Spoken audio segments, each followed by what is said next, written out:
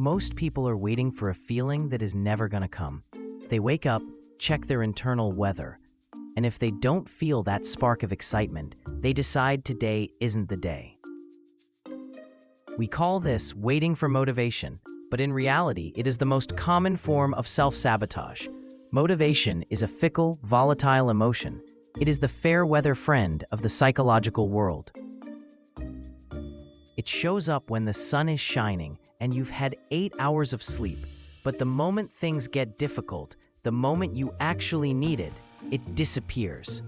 If you build your life on the foundation of motivation, you are building on sand. Today, we are going to burn the concept of motivation to the ground and replace it with something much more powerful, the low-energy system. Think about it. If you only worked when you felt motivated, you would probably only work 3 days a month. The world's highest achievers, the elite athletes, the master artists, the CEOs, they don't have more motivation than you. In fact, most of them feel like doing nothing at least 50% of the time. The difference is that they have decoupled their action from their feelings. In neuroscience, we look at the prefrontal cortex, the part of the brain responsible for logic and planning, and the limbic system, which is responsible for emotions and survival. Motivation lives in the limbic system. It's a chemical surge of dopamine that makes action feel easy. But the limbic system is also where fear, laziness, and hunger live. When you rely on motivation, you are letting the primitive part of your brain decide your future.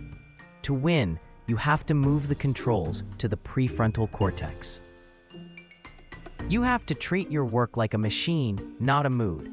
Imagine if your car only started when it felt like driving. You would get rid of it immediately. Yet, we accept this behavior from ourselves every single day. We are going to stop trying to get motivated and instead start getting mechanical. We are going to build a system that is so simple, so frictionless, that it requires zero emotional energy to start. This is the shift from how do I feel to what is the system. When you stop asking yourself how you feel about a task, you take away the power of the resistance. You stop being a victim of your mood and start being a master of your output. Success isn't about the 10% of days when you're on fire. It's about the 90% of days when you're just showing up because the system told you to. The biggest mistake you can make is having only one speed for your productivity. Most people have what I call the heroic version of their to-do list. They think, today I'm going to the gym for 2 hours, I'm going to write 5,000 words, and I'm going to launch a new business. This heroic speed works when you are motivated, but what happens when you have a headache? What happens when you're stressed at work or you didn't sleep well? You do zero. You fall into the all or nothing trap. If you can't do the full 2 hours, you don't go at all. To enjoy long-term growth, you need a low-energy protocol. This is a level 1 version of your habits. That is so easy, it's actually harder to skip than it is to do. If your goal is to work out for an hour, your level 1 is putting on your gym shoes and doing 10 push-ups in your living room. That's it. If your goal is to write a book, your level 1 is writing 1 single sentence. If your goal is to meditate for 20 minutes, your level 1 is taking 3 deep breaths. The goal of a low-energy protocol isn't the work itself, it's the maintenance of the identity. Every time you show up, even for 5 minutes, you're casting a vote for the person you want to become. You're telling your brain, the system is more important than the mood. This prevents the shame spiral. Usually, when we skip a day, we feel guilty. That guilt makes us feel low energy the next day, so we skip again. Soon, the habit is dead. But with a low-energy protocol, you never skip. You just turn the volume down. Think of your discipline like a muscle. Motivation is like a steroid. It gives you a temporary boost, but it eventually ruins your natural ability to produce. Discipline, however, is built in the moments of resistance. The most valuable work you will ever do is the work you did when you didn't want to do it. Those are the moments where your brain actually rewires itself. You are training your nervous system to ignore the limbic friction and follow the logic of the system. In the next section, we're going to look at how to lower the activation energy required to start, and why friction is the silent killer of your dreams. We're moving from the spark and toward the engine. In chemistry, there is a concept called activation energy. It's the minimum amount of energy required to start a reaction. Once the reaction starts, it often becomes self-sustaining. Your life works exactly the same way. The hardest part of any task is the first 120 seconds. It's the moment you move from a state of rest to a state of motion. The reason you feel like you need motivation is because your activation energy is too high. Discipline isn't about pushing through high friction. It's about removing the friction before you ever start. Most of us are living in high-friction environments. If you have to spend 15 minutes finding your gym clothes, another 10 minutes finding your headphones, and 5 minutes deciding which workout to do, you are burning through your willpower tokens before you've even broken a sweat. By the time you're ready to actually work, your brain is already exhausted from the preparation. To fix this, you need to path clear. You need to treat your future self like a high-performance athlete. Set everything up the night before.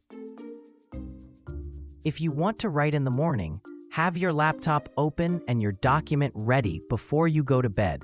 If you want to eat healthy, prep the meals when you have high energy so that when you're tired and unmotivated, the healthy choice is the only choice. You are essentially pre-deciding your actions. When you pre-decide, you remove the need for motivation. You don't have to feel like doing it because the decision has already been made by a version of you that was thinking clearly. This is the difference between an amateur and a professional. An amateur waits to see how they feel before deciding what to do. A professional looks at the calendar and sees what has already been decided. We also need to understand visual cues. Your brain is a pattern-matching machine. If your environment is filled with distractions, your phone on the desk, the TV remote in sight, your brain will naturally gravitate toward the low-energy reward. You are forcing yourself to use willpower to not do the wrong thing. That is a losing battle. Instead, hide the distractions and highlight the tools. Make the bad habits hard to do and the good habits impossible to ignore. In the final part of this video, we will look at the 5-minute rule and the identity shift that happens when you stop being someone who tries and start being someone who is. The final piece of the low-energy system is the 5-minute rule. It's a psychological hack that exploits your brain's natural desire for completion. The rule is simple. When you feel absolutely zero motivation, tell yourself you will do the task for only 5 minutes. After 5 minutes, you are legally allowed to quit. No guilt, no shame, no catch. Why does this work? Because the resistance monster in your head is terrified of the entire task. It's scared of the 2-hour workout or the 10-page report. But it isn't scared of 5 minutes. 5 minutes feels safe. However, once you break the seal of activation energy and get into the flow, you will find that 90% of the time, you don't want to stop. The hardest part was just the transition from sitting to doing. This leads us to the most important part of this theory, the identity shift. When you stop relying on motivation, you stop being a consumer of your own emotions and start being a producer of your own results. You begin to see yourself as someone who is consistent, reliable, and disciplined. This new identity is the ultimate source of energy. It doesn't matter if you're tired, it doesn't matter if you're sad, and it doesn't matter if you're bored. You are the kind of person who shows up. Eventually, the system becomes your new baseline. You'll reach a point where not doing the work feels more uncomfortable than doing it. This is the holy grail of productivity. It's where discipline becomes effortless. You aren't trying to be motivated anymore. You have built an engine that runs on its own. Remember, a 1% gain on a day when you feel like doing 0% is mathematically more significant than a 10% gain on a day when you're already on fire. It's the low energy days that define your trajectory. They are the anchor points of your character. So, the next time you wake up and the spark isn't there, don't panic. Don't go looking for a motivational video. Just look at your system. Turn the volume down to level 1. Do your 5 minutes. Keep the identity alive. Because growth isn't a lightning bolt. It's a slow, steady burn. It's the result of 1,000 small decisions made when you didn't feel like making them. Subscribe to my growth theory to keep building the system, not the struggle. Turn off the screen, put down the phone, and just do the first 5 minutes. The rest will follow.